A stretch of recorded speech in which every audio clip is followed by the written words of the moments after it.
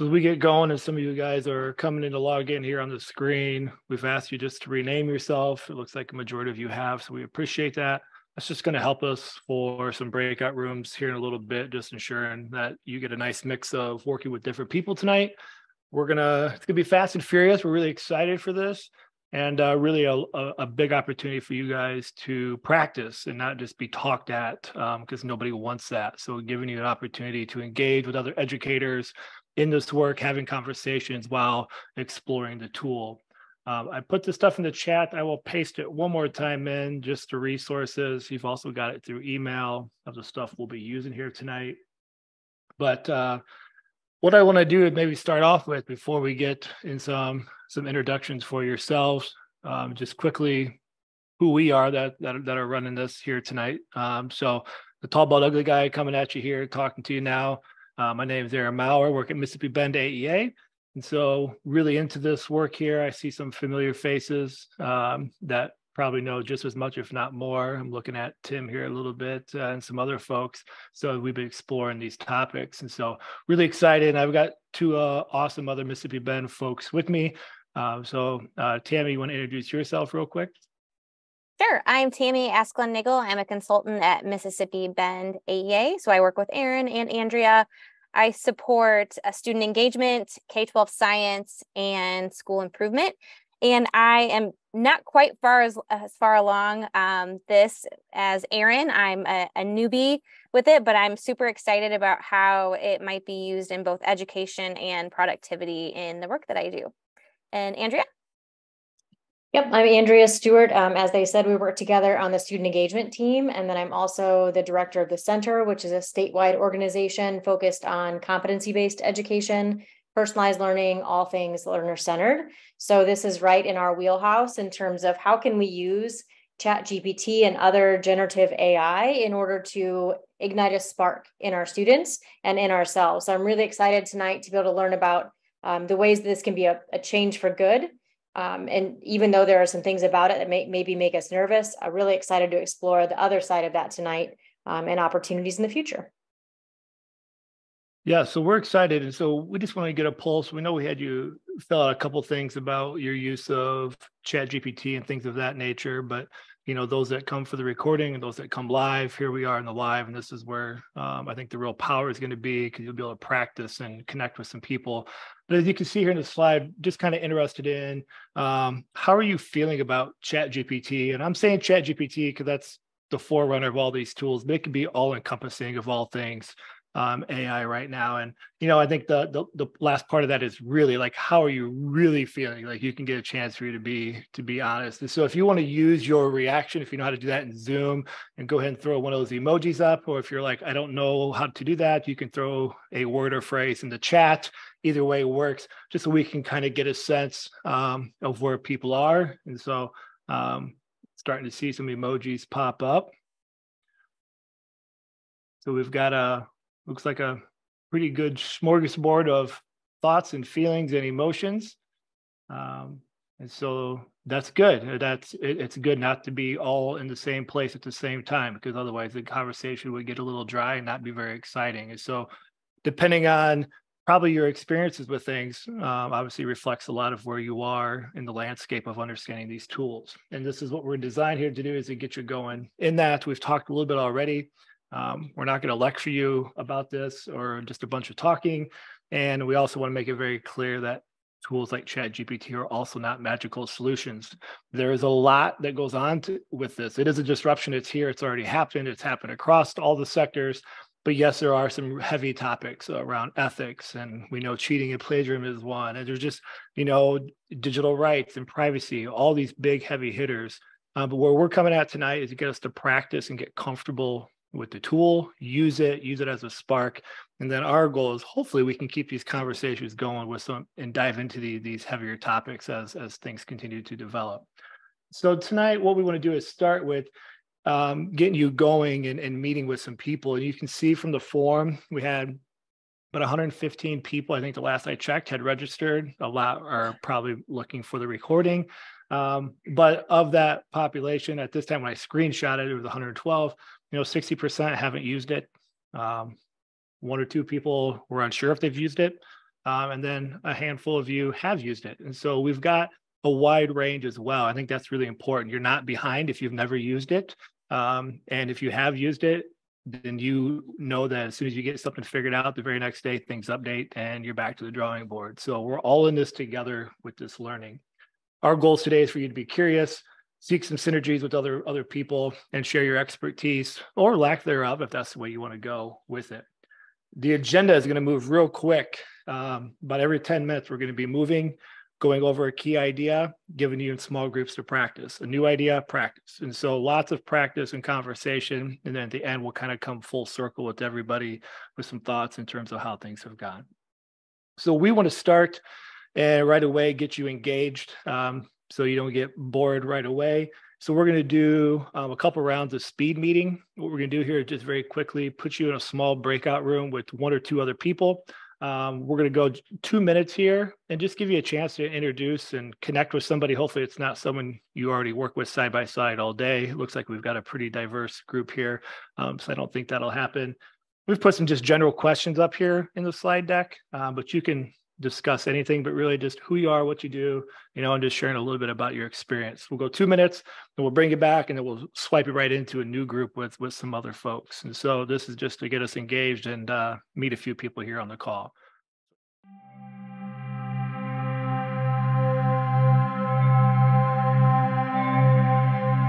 So a couple things as we get going, you got a chance to meet a couple people, hopefully gives you some connections. You're going to get a chance here to connect with others as well. And what we're going to do kind of fast and furious is just kind of load you with some ideas and thought nuggets and then set you into practice. And so this first wave here is to kind of get our mindset going and get started with ChatGPT if you haven't used it, or if you have used it, maybe to help some others that are brand new. But as we think about this, it's really about the mindset's crucial. This is not about replacing humans and jobs and all the panic and fear and all the stuff that's going on. Will some of that happen? Yes, but we're not to a point where we need to lose our minds with it. And I think it's also about this other mindset that using these tools isn't about trying to do less work or producing more work. It's just trying to help us be better. How do we augment what we can do as humans? How do we reduce the amount of low level tasks to get to that deeper level, the stuff that makes us human, that deeper level thinking and modes of operation to be able to do some higher levels of work. The key here, and I know we're not going to have time for it tonight to talk about all the things with plagiarism and cheating, and I know this is just one slide and none of these topics are that easy. But I really think a lot of this, just like learning, is really about process over product. There's a lot of stuff right now with AI detection software. It's not the future of education. The tools aren't reliable. And as soon as they have one, the kids in the world are smart enough to overcome it. This has been going on since the beginning of time. We can go all the way back to when we first had written text. The old Stoics would say that writing stuff down was cheating. And so figuring out new ways to think about that. And that's, I know, really easy for me to say in just one slide in the evening, but just planting that seed is we are going to have to rethink some things that we do. I love this work by 2 ladies, Erin and Rachel, and they have these 4 C's, and 4 C's is used quite a bit.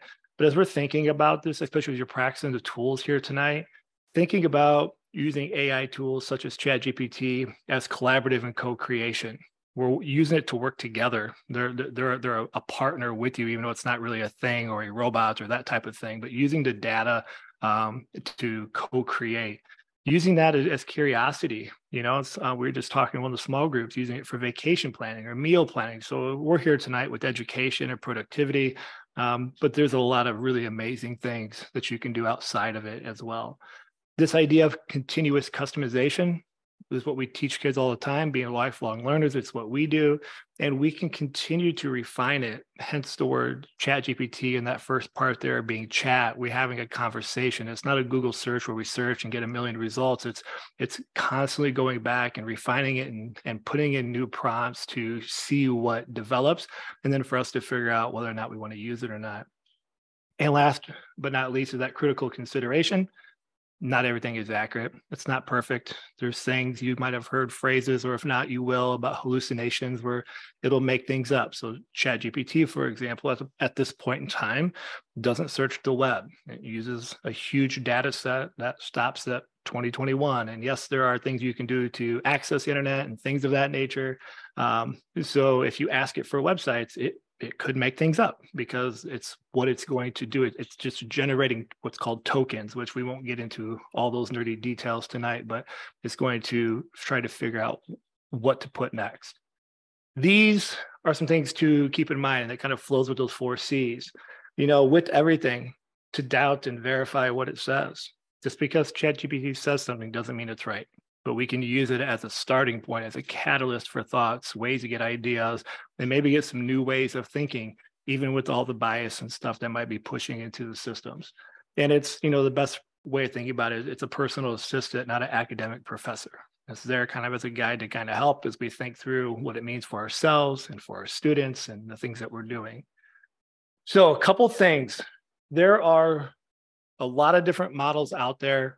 And so we're going to use one that I like, and there's a book on it, and there's always lots of things on there. But I want to make this very clear that there's no secret prompts. There's no magic formulas. There's things you can do to get started, to kind of get a sense for it. But at the end of the day, the more you practice and use it, the better you're going to be at it. So anybody trying to sell you snake oil, these are the perfect things, they're not there. But there are examples and things that do work. But as we think about this too, being good at prompting, you know, this idea of prompt engineer and things of this nature, there are techniques and things that do work. But as the tools improve, some of those techniques will fall to the wayside because we just won't need it anymore. So just knowing that we always have to be upskilling and adapting to whatever the technology is. You know, I always say record the work that works for you. If you've got prompts at work, start to create a database so you have those so you can go back and repurpose those. And there's no such thing as a perfect prompt. You're going to talk with it, hence the word chat and the word ChatGPT as we get going.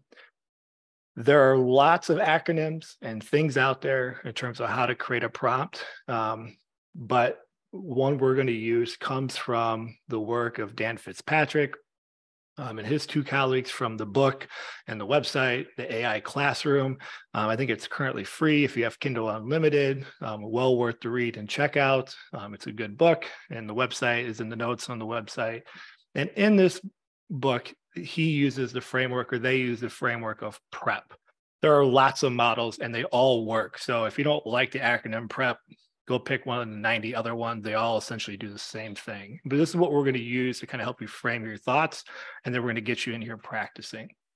So the first one of the first part of this acronym in P is the prompt. This is where you want to be clear and concise. What is it that you want? You can't go into the tool not knowing what you need. And that's where a lot of people fall flat.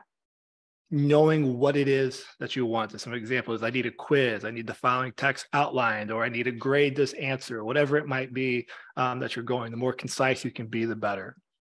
Then you can give it a role. And so it has billions and billions of data sets. You can kind of scaffold it and kind of parse down the information to take on a role of a person. So that you could say, you know, I need you to act as if you're in the skill or mindset of a 5th grader, as a professor, as an expert of neuroscience, or you are William Shakespeare, and everything must be all in the tone of William Shakespeare and only the words that he's ever written or used. You can do lots of different things, but giving it a role in terms of how to provide you the information is very helpful. Again, being explicit, what is it that you want? I need 10 multiple choice questions, or I need 3 examples. I need 4 quotes. I need a essay question aligned to this standard. The more explicit you can be, the better your output's going to be. And the last one is the parameters. The more detail you can give, the better you're going to be. And so you can say, like, I need it in this case, 100 words. I need it in the style of a tweet. I need it in markdown format. I need it in a 5-paragraph essay structure. I need an APA style citation. Whatever it is, you can give it those parameters and it'll work within it. So an example really quicker, just to kind of set your stage. Here could be an example of one. Concept would be, you're an educator, your admin has asked you to be part of another committee or a project, and you need some help on how to help that admin realize that you just don't have the space for it. So the prompt would be, I need a short email. And even then I might need to be a little bit more concise there. The role is to act as a burnt out teacher. Explicit, I've already got too many committees and meetings, lots of grading, it's end of the year, all these types of things. And then what I need there at the end, I need it professional and clear, but I need it to also be polite. I can't come across, too much of a tough guy, and also not too apologetic where I know I might back down. I have this in the resource doc if you want to see the response, but this is what would be an example of this. I wrote in my ChatGPT, act as a burnt out teacher has too many existing committees and meetings, lots of grading to demand all the data expected to be reported on each student, and trying to adapt to new challenges of the classroom environment. Write a short email to the administrator, as you can see there. Over to the right then is a craft sample email that ChatGPT provided. I could take that, I could tweak it, and what you can start to do as you get to go here in just a second is I could say, you know what, I don't like the third paragraph. Write me a new version of the third paragraph. Rewrite this in a different tone. And I can keep talking to it and it'll keep revising it. I can say, I need it shorter. I need it this, do this, do that. And I can keep just feeding it prompts and it'll continue.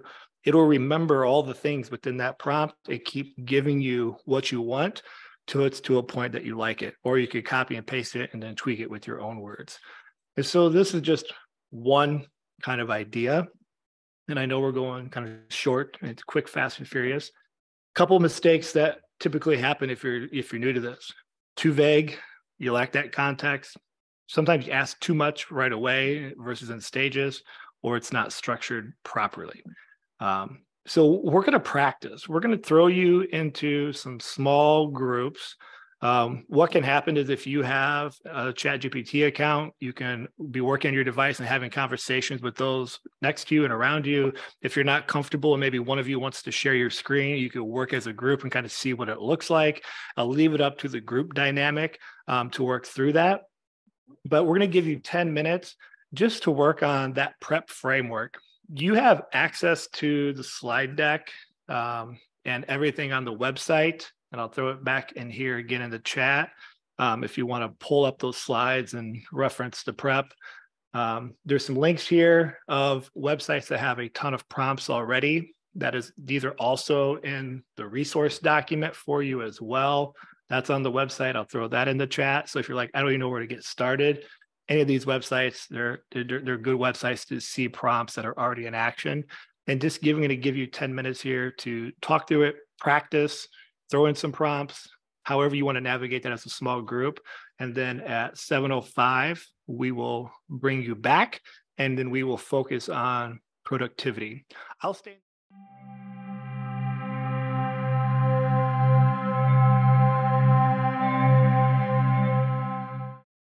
All right, so it looks like we got most people back. What I want to do here real quick before I move into productivity is I know we had lots of groups and we won't not have everybody share out, but I am, well, not just me, I'm sure you all maybe are curious just what groups we're talking about or engaging. So I don't know if there's one or two groups that maybe would volunteer if one person for the group just wants to quick kind of rehash of what you tested or tried, or maybe you went down a rabbit trail of a conversation on ChatGPT. Just from one or two groups of what your thinking was, it might just springboard some further thoughts as we get going here in another practice session. So I don't know if there's any brave groups or souls that would like to chat or, yeah, go ahead. Our group asked it to produce a 6-paragraph essay for a 10th grade persuasive English paper. I think that was right, on the death penalty, and to use MLA format and cite at least 4 resources or 4 sites. And yeah, it did it very quickly. Aaron, could I ask Nicole or Tennille to explain what we did with GPT slides GPT? I'll do it, Tim. That's fine. Nicole will. We built a slideshow that could be given probably tomorrow with a little bit of extra research, but not much, that blended computer science with the WIDA standards for English language learners. And before we built that, I didn't really know much about that, but I think that we could probably give a pretty decent slideshow with its help. Yeah, that's great. And there's a question in there, Tim, or anyone in that group. Would you guys throw the link into that slides GPT that you use? I'm assuming that's the link you use, but so other people can explore that. Yeah, so we got a paragraph created, we got a slide deck created aligned with standards in a matter of minutes. I mean, how did that, I mean, is there another group that wants to chime in real quick before we move on? Or you can put in your chat, like, how's that make you feel? Like, is it exciting? Is it scary? Is it make you want to throw up? I mean, how, whatever. I just cut someone off that wanted to share. Aaron, I was going to say that our group, we generated speech passages for speech students. And then we kind of tried to go from there, like, oh, this seems too hard for a first grader, and then tweak it. Mm. Yeah, so there's something I don't have in the slide deck, but if we had more time, and I'm already getting distracted, and shame on me, but you can do like non-point or few shot examples, zero shot or few shot examples. And so if you have like reading passages that you like, say you use already, you could feed that into the ChatGPT and say, here are 3 examples, create 5 more like this. And it will then use what is in there to mimic that style and technique of what you have. So as opposed to just hoping it creates something from, I'll say scratch, that's not really true, from all their data sets, you can, I'm going to use the word trained loosely. You could say, hey, here are some examples of what it is I'm looking for. Now, can you go and create me 3 more like this, or 3 more like this for a Lexile level, like, 100 lower, or, whatever it might be. And you can, based on what you were talking about there, Aaron, there's some different ways that you can do that and kind of get some more fine-tuned responses as well. But that's great.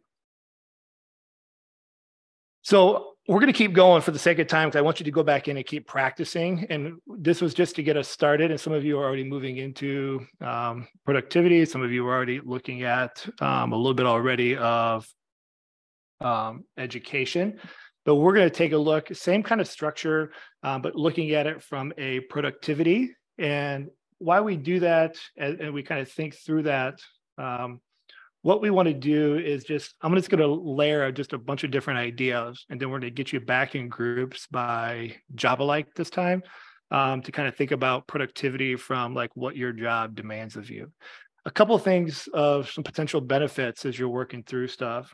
One, improving communication, personal assistance, ways to save time. I've done it using different types of like time techniques, where I've said, here's all the things and when they're due. And I had it create me a plan for the week, because I'm like, I just don't even know where to begin. And then I kind of stumble, and I can kind of front load that. And I can, using the Eisenhower matrix, or if you have like different techniques that you like. Clarity in the conversations.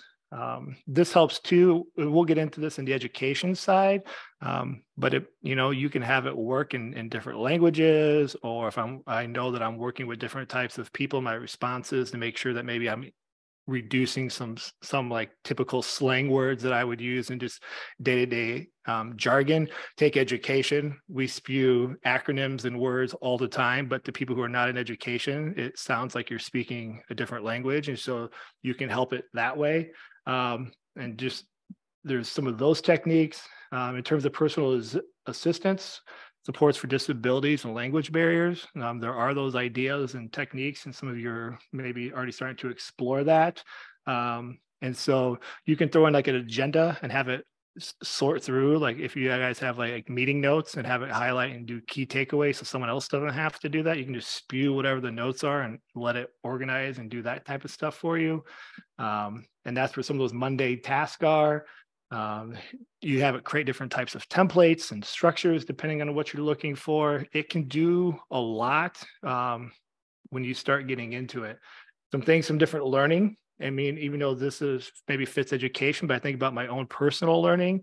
My son's girlfriend, for example, is in a really tough college class. So she couldn't understand the textbook. So she was having it go and like help me learn this at a different level, and was putting in the words and kind of getting it down to a level that could make sense for her, so she could actually go back and do the work and make sense of the textbook. I put this one on here, staying up to date on current events. This is kind of a caveat. ChatGPT data stops at 2021, but if you're using other tools like Microsoft Bing, that is more relevant because it can pull from the internet, it can pull. So there are tools. ChatGPT doesn't search the web like a Google search, but there are tools. Another one is Perplexity that can do that to a certain degree. And it's just a matter of time till ChatGPT and all the tools do it. But no, I put that in there just as a thing to kind of point out as you're doing some of that search. And this is why it's always good to check and verify. Some of these other things I've put in here, just some like different sample prompts that come from a guy that I really like his newsletter. So I've linked that in there about making stuff in easier terms. You could put in your own writing, say you've done previous writing, and then have it create something in your own style. And so if you've written lesson plans or you've done slide decks and it's your kind of vernacular, you can load that up and then have it create a new lesson in your style. It'll do that. It'll come up with ideas. There's lots of different things that it can do. We were running a Scrum Agile workshop. We were using it to come up with like 100 different topics that kids could potentially use that helped us where it could have taken us, probably would have taken us a half hour, 45 minutes to come up with all that. But in the moment's notice on a quick ask, we were able to generate a lot more topics just as a springboard. Whether they were good or not didn't matter. It's just to get kids thinking for those that go, I don't know what to do. So we were using it for our own kind of brainstorming support, and it opened our eyes. And there's good and bad topics that come along with that. So that's fast and furious, but trying to think through your productivity, the things that are mundane that drive you bonkers as a professional in your job, or maybe it's personal. And we want you now to go back into ChatGPT and play around with some of those things. Those websites have some productivity categories on the reference or the resource document. I can link it in here again. I threw in just a bullet list of some other starter prompts for the productivity that you could use, but just think through the things that just drive you bananas and play around with it a little bit and have that conversation. And that's where we think we're going to group you by as much as we can based on how you label yourself, job alike. Because we figured if you're an instructional coach, you probably have similar productivity tasks, or educators. And I mean, obviously we're generalizing here a little bit, but just so you at least are kind of in the same ballpark for your work here. So we're going to toss you back into your groups to play and test and configure. Maybe there's some new people, maybe some of the same. All that stuff's great. And we'll be around to help, but we're going to give you another 10 minutes to go in and play and practice and prod around and see what it spews out at you this time. And then we'll be around here in the main channel if you get stuck or have questions or need us to pop into your rooms.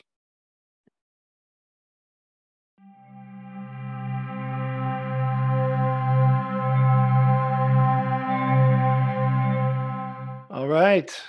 We still got most people coming back. That's good. They didn't make the clean escape in the breakout, so that's good.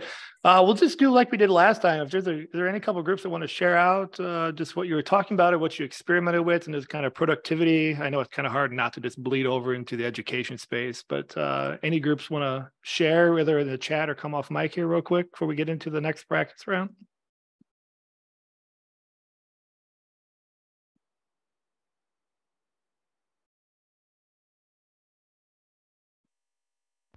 I'll go real quick. Our group used it to try to look up the new Senate bill for banned books for 496. And we actually found a limitation since it was only it's 2023 and that was 2021. So it wasn't actually that productive because we were looking for the 10 main points, but it wasn't up to date for us. Yep. And that's where I would then start to sample with like Microsoft's Bing. Where it is up to date and it operates. It uses ChatGPT. Microsoft, I think, has now pumped $11 billion to ChatGPT. So they're almost 50% owner. And they have a new AI platform and all their stuff coming out. It's not out yet, called Copilot. So ChatGPT is going to be built into every Microsoft tool just naturally.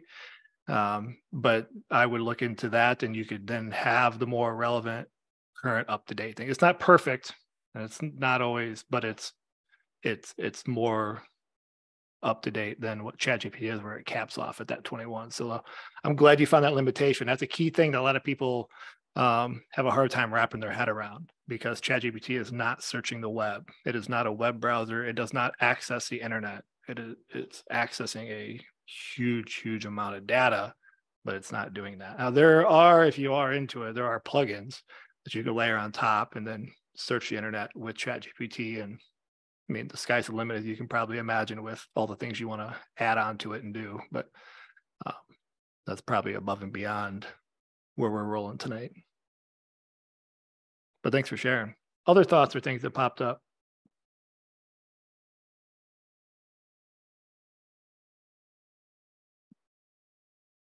All right. Well, let's keep going. We got one last section. This is probably the one that you guys probably all came here for. And so I won't do the uncomfortable wait time until someone else talks. But we're going to look at education and get you going here, looking through it through this lens.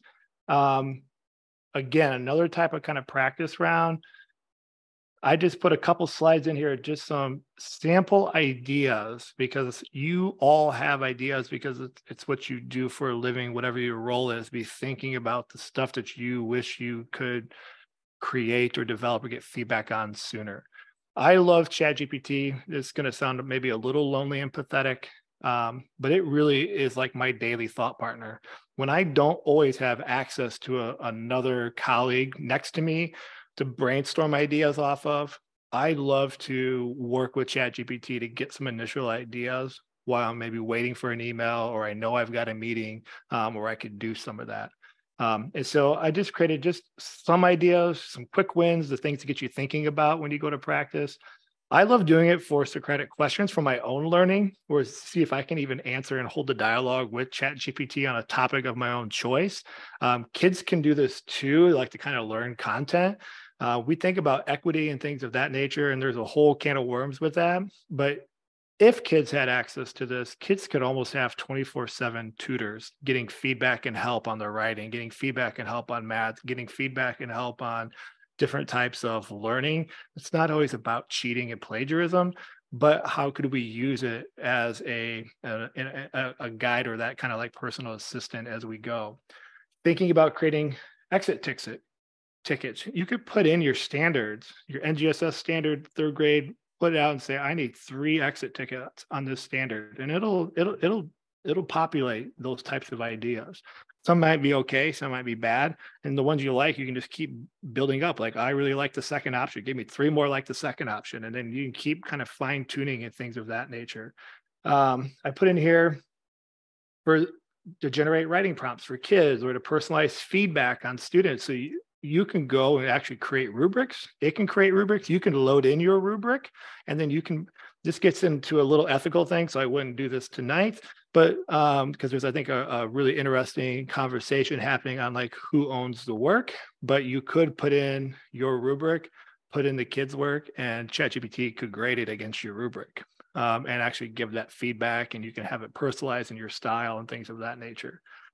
So there's some of those types of things that you can do. You can do your writing and get feedback on grammar and punctuation and things of that nature, which we've got tons of those tools already. Some of you, if you like doing presentations, some of you might be Canva junkies. There's always seems to be a nice group everywhere I go of Canva junkies. The magic write is AI, if you're using that. So I put in a prompt if you want to play around with it. If you want to try to do a Socratic conversation or seminar, if you want to give that a topic on, I just put in one topic, you could swap it out with the topic of your choice. Here are some other ones that might be of some interest for you. Some of these is play like devil's advocate, write a terrible story and have my students analyze why it's boring. Have it create something really crappy, and then give that to the kids to break down about why maybe the human creativity or critical thinking or imagination is better. You could have it create not always perfect things, but things that go against. Maybe you're in a pinch for subplans. Man, you can have it create a subplan pretty quick. Here are the standards. Here's what I've got. I got 45-minute block of time. I need it to do this, and this for a sub. Boom. Some of you probably have subs you love, and subs maybe you cringe. And so maybe you have to differentiate your subplans based on the person. You can do some stuff that way. There's just lots of different types of little things to be thinking about in your day-to-day that maybe you spend a lot of time on that could be expedited and maybe moved through a little quicker than maybe what you spend time on as you go. It can help with grading. I put an article in here to consider. I've shared a few thoughts on that. I won't go too deep into that, but it can do it. But we get into those things. And so our last kind of small group round is maybe it's a lesson, throw out a standard, maybe it's a type of quiz, maybe you've got one already pulled up that you want to use, toss it in there, play around with it, see what it creates, and start to have some conversation from that education angle of how it could help you, maybe your students too, maybe it's a combo. Sounds like some of you maybe are realizing you came in here with the angle of students and are realizing maybe it could be a potential tool for yourself. And so you've got some different angles for you to play here in this group. So let's go another last 10-minute round here of exploration and playing, and then we will come back and bring things full circle with the close here.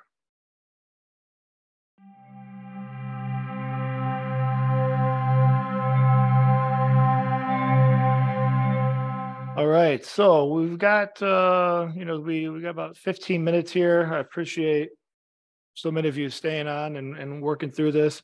What did you went through that round? Any new ahas or insights, or maybe questions in general from the beginning to where you are? Maybe new thoughts, questions where you want to throw stuff in the chat or come off mic. This here is this kind of a full circle opportunity to kind of share what we're thinking, what we're learning, some ahas. Maybe, boy, I want some other learning.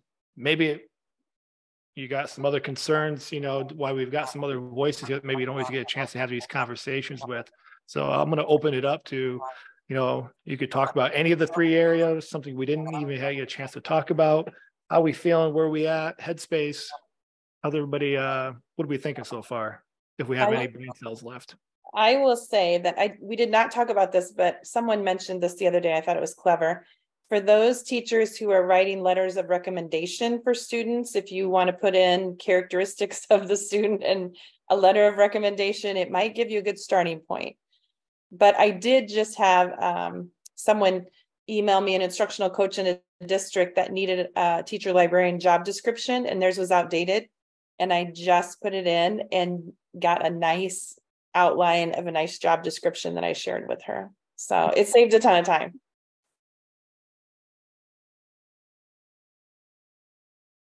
Yeah, that's good. I saw that too. I think that one about the letter of recommendation, that's pretty nice, especially this time of year where you tend to get a lot of them. A lot of asks for it anyways. I'm brand new to using this. So I think for me, it was very helpful in all of the groups seeing how to refine your prompt and be specific about what you're asking. And then how you can, once you get those results, you can ask it to clarify certain parts or specific recommendations so you can dig down to what you're actually looking for. That was really helpful for me. Or Sue and I were doing a math lesson for a substitute, and we wanted the answers for a high school class. So we refined it to make sure include the answers. Yeah, and you can do stuff too. So if it provides an answer, you could follow up and then ask it to explain its reasoning of why it created whatever it created. So actually in those, on my website where I have like the drop-down menus, like I did not know how to do JavaScript. And so it created all the code. And then I had it explain to me how the code worked. And so like in these, I linked it in there earlier, but like I'll throw it here in the chat, these drop-down menus. I know a little bit of coding, but not JavaScript, but these drop-down menus are actually pulling from a Google spreadsheet. So I got into like creating APIs in the Google Cloud Console and then pulling stuff with JavaScript. And it was way beyond what I knew how to do. And so then I asked it line by line to explain what's happening in the line of code so I could learn and understand. So I can be a bit more beneficial with my own coding practices. So that stuff, it's amazing what it can do. I mean, it can write code and, it's not just words. I mean, code is words, but there's a lot more it can do. And we haven't even talked to the ecosystem of imagery and video and all that other stuff that you can create, and slides.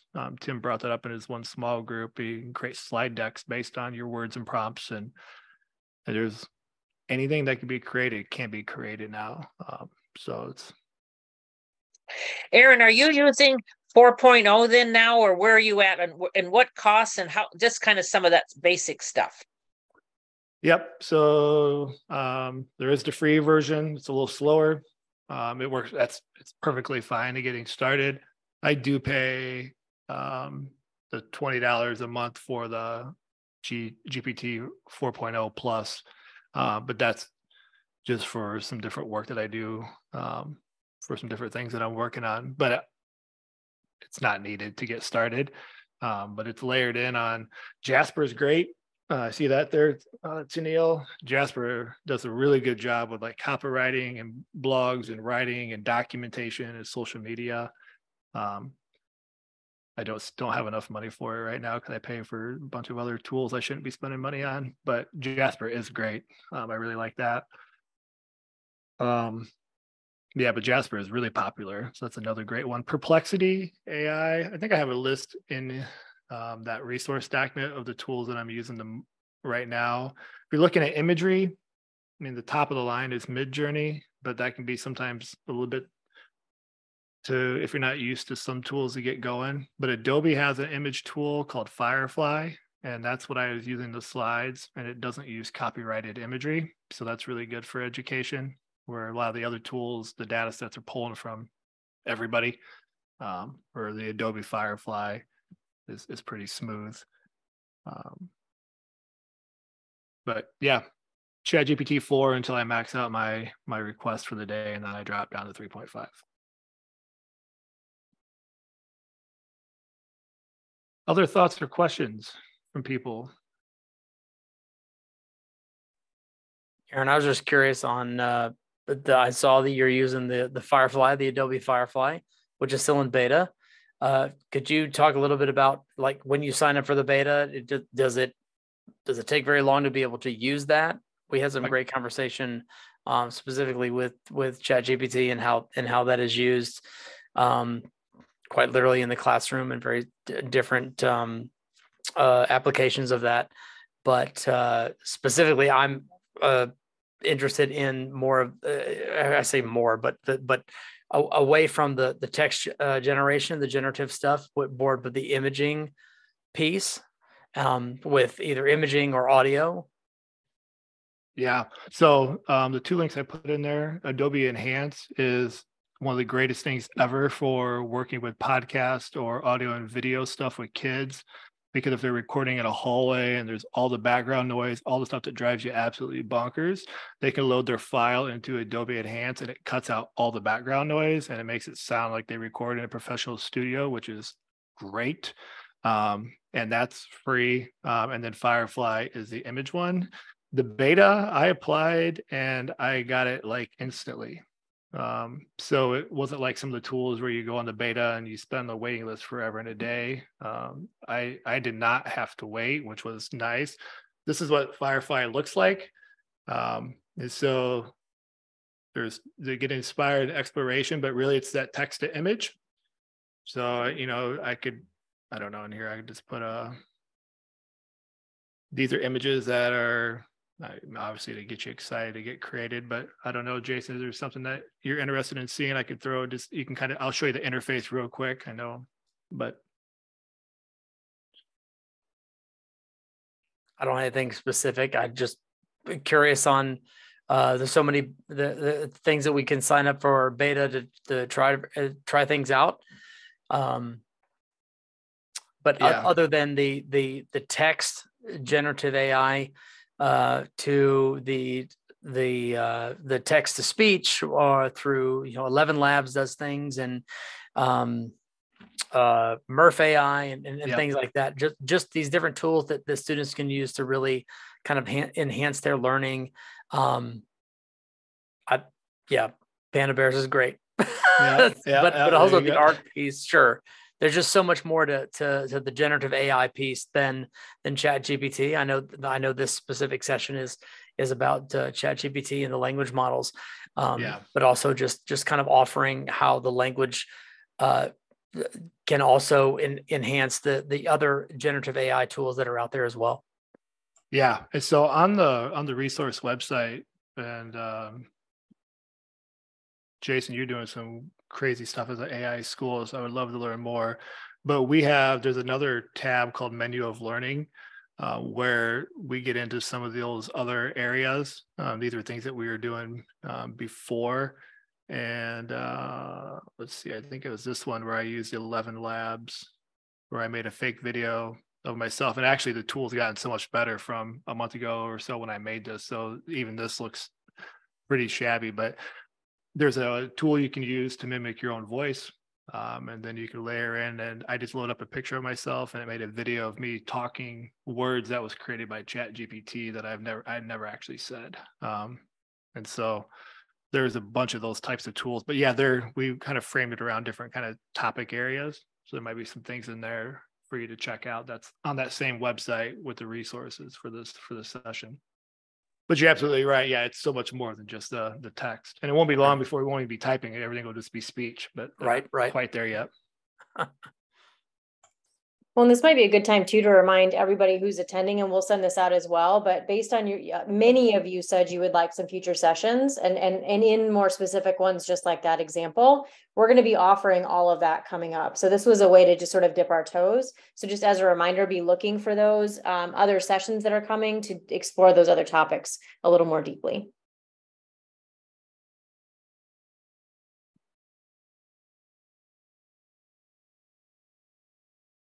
Yeah, so the last thing as we kind of wrap up here, I'll just go and share one more time. I should have just kept sharing there. I apologize for going back and forth. On this website where this learning was here for tonight, just some other things that are on there. There's a lot on the web and for you to find and learn anything that you would want. But on this particular website, I did put a link in here. This is probably helpful to a lot of people as you're trying to think of how to teach with tools, maybe as opposed to maybe against them, but there's different ways to cite the tools, helping kids understand that as we think about our culture of learning, what's that look like? Are we allowing them? Are we banning everything? What's all that stuff? There's still a lot of that to be explored. But there's ways to do that, and both APA and MLA have come out with structures of how to format and cite according to that. Lots of other resources that are here for you to explore that have been proven to be useful, at least I would say in my learning journey as we start to navigate all these things. And last is just to keep an open mind. I mean, I don't know who I was talking with today, but you can block the tools and things of that nature, but take Snapchat. Snapchat has AI in it now. And so kids are doing their homework and doing their stuff in Snapchat right there in class. So you can block on a device. It's not going to stop the use of AI. I don't say that as to scare or to panic. And I'm not saying if you have it blocked, you shouldn't. I'm just saying we've got to think differently about our approaches to teaching and learning. It's just everywhere, and it's not going to not be everywhere. And so how do we start to work with it as we start to have these conversations of things moving forward?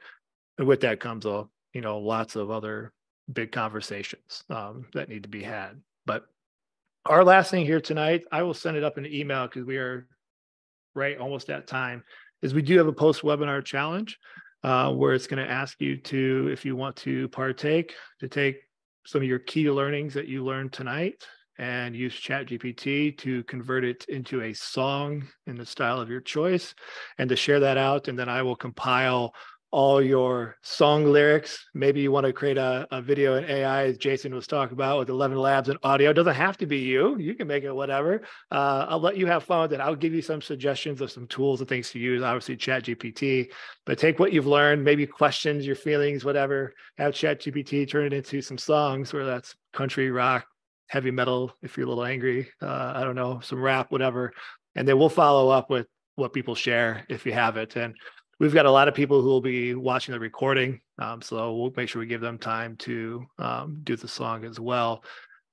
But we appreciate you joining here tonight. Hopefully you enjoyed talking with people and working through this, and we hope to have some more, if nothing else, just to bring people together to see what's going on and continue to wrap our heads around this world. So we really appreciate you joining. Anything else, Tammy or Andrea, on your end? Nope, just thanks to everybody, and we will be sending out future notices so that we can attend to everything you said you wanted in the survey you filled out. We did read all of those words. Yep. And we'll send the recording and all that good stuff as well. Yep. Thanks for joining. Thank you, everybody. Have a good night, and we'll talk soon.